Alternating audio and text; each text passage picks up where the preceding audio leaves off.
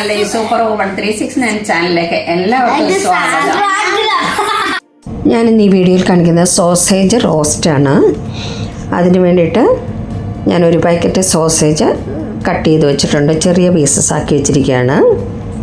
പിന്നെ 2 medium size സവാള ചെറുതായിട്ട് അരിഞ്ഞു വെച്ചിട്ടുണ്ട്. പിന്നെ കുറച്ച് കറിവേപ്പില കഴുകി റെഡിയാക്കി. പിന്നെ ഒരു വലിയ ടൊമാറ്റോ ആണ് അരച്ച് പ്യൂരിയാക്കി വെച്ചിട്ടുണ്ട്.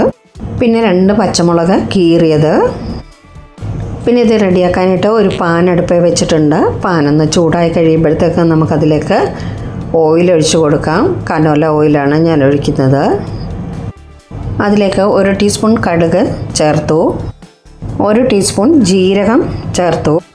ഇത് രണ്ടും ഒന്ന് പൊട്ടുമ്പോഴത്തേക്കും നമുക്ക് അരിഞ്ഞു വെച്ചിരിക്കുന്ന സവാള ഇട്ട് കൊടുക്കാം. ഇതൊന്ന് നന്നായിട്ട് ഇളക്കി കൊടുക്കുക. 1 ടീസ്പൂൺ ഗാർലിക് പേസ്റ്റ് ചേർത്ത് കൊടുക്കാം. പിന്നെ 1 ടീസ്പൂൺ ജിഞ്ചർ പേസ്റ്റും ചേർത്തു.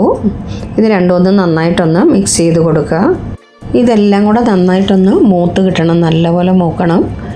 പിന്നെ അതിൻ്റെ കൂടെ തന്നെ ഒരു 2 പച്ചമുളക് കീറി വെച്ചിരുന്നതും കൂടെ ചേർത്തു. പിന്നെ അതിൻ്റെ കൂടെ കറിവേപ്പിലയും ചേർത്തു. ഇതെല്ലാം നന്നായിട്ട് മൂക്കുന്നത് വരെ നമുക്കൊന്ന് ഇളക്കി കൊടുത്തുകൊണ്ടിരിക്കണം. അപ്പോൾ എൻ്റെ പ്രിയപ്പെട്ട കൂട്ടുകാരെ, എൻ്റെ ഈ വീഡിയോ ഇഷ്ടമായ ലൈക്ക് ചെയ്യാനും കമൻറ്റ് ചെയ്യാനും മറക്കല്ലേ. അതുപോലെ എൻ്റെ ഈ ചാനൽ ആദ്യമായി കാണുന്നവരെ ഒന്ന് സബ്സ്ക്രൈബ് ചെയ്യുക, ബെല്ലൈക്കൺ ക്ലിക്ക് ചെയ്യുക, ഓൾ എന്ന ഓപ്ഷൻ കൂടി എനേബിൾ ആക്കുക. ഫേസ്ബുക്ക് പേജ് ഫോളോ ചെയ്തിട്ടില്ലാത്തവർ ഒന്ന് ഫോളോ ചെയ്യുക. ഓക്കെ, ഇത് നല്ലോണം ഇപ്പോൾ ഉള്ളിയുടെയൊക്കെ വെള്ളം വറ്റിയിട്ടുണ്ട്. നമുക്കിതിലേക്ക് ഉപ്പ് ചേർത്ത് കൊടുക്കാം.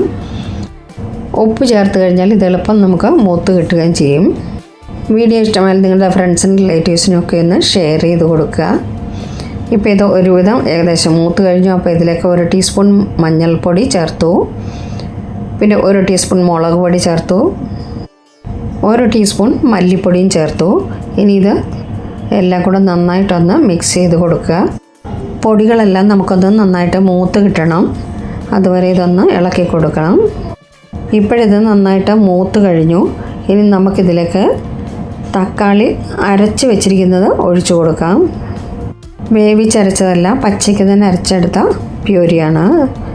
ഇങ്ങനെ അരച്ച് ചേർക്കുമ്പോൾ പെട്ടെന്ന് ഇതിൻ്റെ വെള്ളം വറ്റുമ്പോഴത്തേക്ക് തക്കാളി വെന്ത് മൂത്ത് കഴിയും. ഇപ്പോഴിത് ഏകദേശം വെള്ളമൊക്കെ വറ്റി തക്കാളിയൊക്കെ വെന്ത് റെഡി ആയിട്ടുണ്ട്.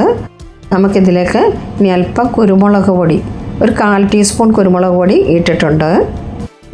ഇതിലേക്ക് 1 ടീസ്പൂൺ ചിക്കൻ മസാലയാണ് ചേർത്ത് കൊടുത്തത്.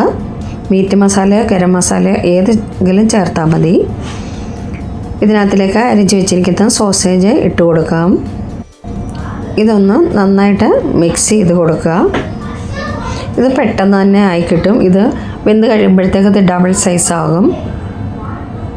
അതുവരെ നല്ലപോലെ ഇപ്പം ഞാൻ മിക്സ് ചെയ്ത് കഴിഞ്ഞു. ഇനി നമുക്കിതൊന്ന് അല്പം അടച്ചു വെക്കാം. ഒരു 2 മിനിറ്റിൻ്റെ കാര്യമേ ഉള്ളൂ. നമുക്കിതൊന്ന് തുറന്ന് നോക്കാം. ഇപ്പോഴിത് ഏകദേശം റെഡിയായി കഴിഞ്ഞു. ഇതിലേക്ക് അല്പം മല്ലിയിലയും കൂടെ വിതറിയിട്ടുണ്ട്. എന്നിട്ടിത് നന്നായിട്ടൊന്ന് മിക്സ് ചെയ്തു. നല്ല ടേസ്റ്റി ആയിട്ടുള്ള സോസേജ് റോസ്റ്റ് റെഡിയായി കഴിഞ്ഞു. ഇത് ചപ്പാത്തിയുടെ കൂടെ, പൊറോട്ടയുടെ കൂടെ, അല്ലെങ്കിൽ നമുക്ക് ചോറിൻ്റെ കൂടെ ഒക്കെ കഴിക്കാൻ വളരെ നല്ലതാണ്. ഇതിനി ഒരു സെർവിങ് ബൗളിലൊക്കെ മാറ്റുകയാണ് ഞാൻ. കുട്ടികൾക്കിത് ഒരുപാട് ഇഷ്ടമായി. Okay, thank you so much.